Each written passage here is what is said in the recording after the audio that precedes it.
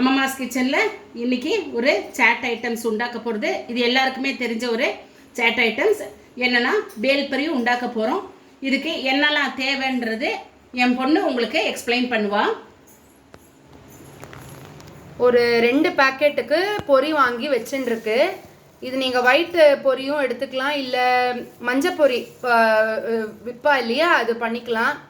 மசாலா பொரி, கரெக்டு, மசாலா பொரி வாங்கிக்கோங்க. இன்றைக்கி எனக்கு இது கிடச்சிது, அதனால் நான் இதை வாங்கின்னு இருக்கேன். வெங்காயம் கட் பண்ணி வச்சுருக்கு, தக்காளி கட் பண்ணி வச்சுருக்கு. இது காக்கடி, அதாவது வெள்ளரி, அதை துருவி கொஞ்சம் கொஞ்சமாக பீஸாக குட்டி குட்டியாக கட் பண்ணி வச்சுருக்கு. அப்புறம் சட்னி 2 சட்னி உண்டாக்கியிருக்கு. இது என்னென்னா க்ரீன் சட்னி. க்ரீன் சட்னியில் கொத்தமல்லி கொஞ்சம், புதினா, அதுக்கப்புறம் உப்பு கொஞ்சோண்டு, பின்ன ஒரு லெமனை புழிஞ்சுக்கோங்க, ஜீரகம் கொஞ்சோண்டு போட்டுக்கோங்க. போட்டுட்டு பச்சை மிளகா உங்களுக்கு எவ்வளோ காரம் வேணுமோ அதுக்கேற்ற மாதிரி நான் 2 பச்சை மிளகா வச்சுருக்கேன். அதனால் அதை நல்லா நைஸாக அரைச்சிக்கோங்க. இது எப்படின்னா டேமரண்ட் சட்னி எப்படின்னா, புளியை கொஞ்சம் நல்லா லெமன் சைஸுக்கு நல்லா ஊற வச்சுக்கோங்க முதல்ல. அதுக்கப்புறம் ஒரு மிக்சி ஜாரில் இந்த ஊறின அந்த புளி கொஞ்சோண்டு புளியும் போட்டுக்கணும், புளி தண்ணியும் விட்டுக்கோங்க. அதுக்கப்புறம் இந்த பாருங்க, நான் ஆற்றுல சோளை மசாலா வாங்கி வச்சுன்னு இருக்கேன். 2 in 1 ப்ராசஸ் மாதிரி. நான் இன்றைக்கி இதை தான் போட்டுருக்கேன், அந்த பொடியை தான் போட்டுருக்கேன். அப்படி இல்லைன்னா நீங்கள் ஆம்ச்சூர் பவுடர் கூட வாங்கிக்கலாம். அந்த சாட்டுக்கு அது தானே மெயின் இல்லையா? ஸோ நீங்கள் அதை போட்டு கூட நீங்கள் பொடி பண்ணிக்கலாம், யூஸ் பண்ணிக்கலாம். அதோட பட்டைப்பொடி, அதாவது சில்லி பவுடர் போட்டுருக்கு, மஞ்சள் பொடி போட்டுருக்கு. உங்களுக்கு தேவைன்னா அதில் கொஞ்சம் ஒரு சிட்டிகை உப்பும் போட்டுண்டு, வெல்லம் கொஞ்சம் ஒரு ஸ்பூனு 2 ஸ்பூன் உங்கள் ஸ்வீட்டுக்கு ஏற்ற மாதிரி போட்டு நல்லா நைஸாக அரைச்சிக்கோங்க. அரைச்சிட்டு இந்த கடாயில் கொஞ்சம் அந்த லிக்விடு இந்த இதை விட்டுவிட்டு நல்லா பேஸ்ட் மாதிரி கிண்டிக்கணும். ஃபஸ்ட்டு தண்ணியாக இருக்கும். இப்போ பாருங்கள், இதில் பேஸ்ட் மாதிரி இருக்குது பாருங்க, இந்த மாதிரி சும்மா இது பண்ணிக்கோங்க. ஸோ நான் அதை எடுத்து வச்சுன்னு இருக்கேன். தனியாக லெமன் ஜூஸும் எடுத்து வச்சுன்னு இருக்கு. இப்போ எப்படி பண்ணலான்னு பார்க்கலாம் வாங்கோ. ஸ்டார்ட் பண்ணமா, நீயே சொல்லு. இப்போது இது நிறைய இருக்குது, ஃபுல்லாக இருக்குது. பட் நம்ம எல்லாம் போட்டுட்டு இளக்கும் போது கம்மியாயிடும். இப்போ என்னென்னா இதில் நமக்கு தேவையான வெங்காயம் நான் எல்லா வெங்காயத்துமே போட்டு விடுறேன். தக்காளி, இது எல்லாமே போட்டு கலக்க வேண்டியது தான், வேறு ஒன்றுமே இல்லை. காக்கடி, அதாவது வெள்ளரிக்காய். உருளைக்கிழங்கு வேணும்னாலும் நீங்கள் வேக வச்சு போட்டுக்கலாம், தோல் உரித்து நீங்கள் போட்டுடலாம். கேரட்டை திருவிக்கலாம், எல்லாம் நம்மளோட இன்னோவேட்டிவ் தான்.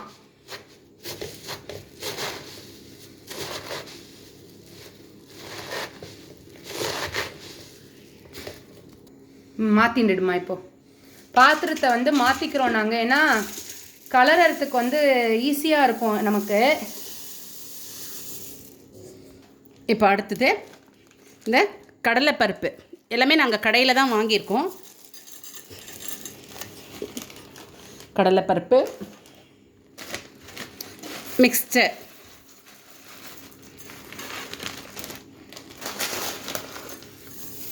ஓமப்பொடி,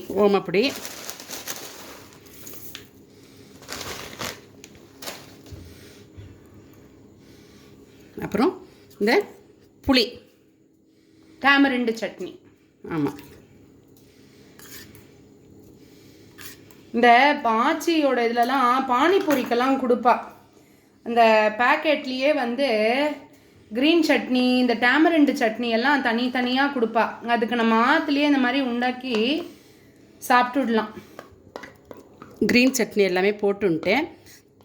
தேவைன்னா அந்த புளி சட்னி போட்டுக்கலாம். இப்போ எல்லாமே சேர்ந்து நம்ம இலக்கி கொடுத்துடலாம். பொரியலையும் உப்பு இருக்கும், நீங்கள் கொஞ்சம் பார்த்து போட்டுக்கோங்க. இப்போ எது பத்தலைனாலும் அதை போட்டு நம்ம திருப்பி நம்ம இலக்கிக்கலாம்.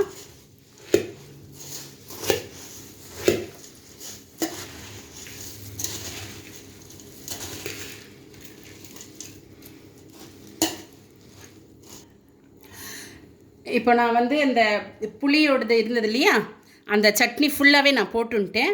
இப்போ அடுத்தது லெமன். ஆல்ரெடி லெமன் வந்து நம்ம இந்த க்ரீன் சட்னியில் நம்ம ஒரு லெமன் வச்சு புழிஞ்சு தான் அதை அரைச்சிருக்கோம். இப்போ ஒரு லெமன் வந்து நான் புழிஞ்சின்னு இருக்கேன். அதுக்கப்புறமா நம்ம கொத்தமல்லி, மேலாக கொஞ்சம் கொத்தமல்லி போட்டுக்கலாம். இப்போ எல்லாமே சேர்ந்து கலக்கி கொடுக்குறேன். ரொம்ப சிம்பிள் தான். நீங்கள் உருளைக்கிழங்க நல்லா வேக வச்சு பொடியாக கட் பண்ணி போட்டுக்கலாம். மாங்காய் இருந்தால் மாங்காய் போட்டுக்கலாம் பொடியாக கட் பண்ணி. நம்ம இஷ்டம்தான். நமக்கு பேல்பூரிக்கு என்னெல்லாம் வேணுமோ அது வரை பாப்படு இருக்கும்.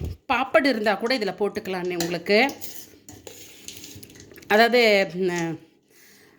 பானிபூரிக்கு பூரி கிடைக்கும் இல்லையா, அந்த பூரியை வாங்கி உடச்சி அதுவும் நம்ம இதில் போட்டுக்கலாம். அவ்வளோதான். அட்டகாசமான ஒரு பேல்பூரி நான் பிளேட்டிங் பண்ணி காமிக்கிறேன்.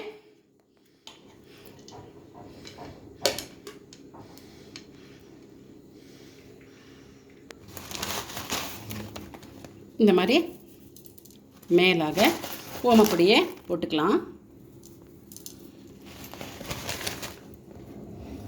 அப்புறம் கொத்தமல்லி.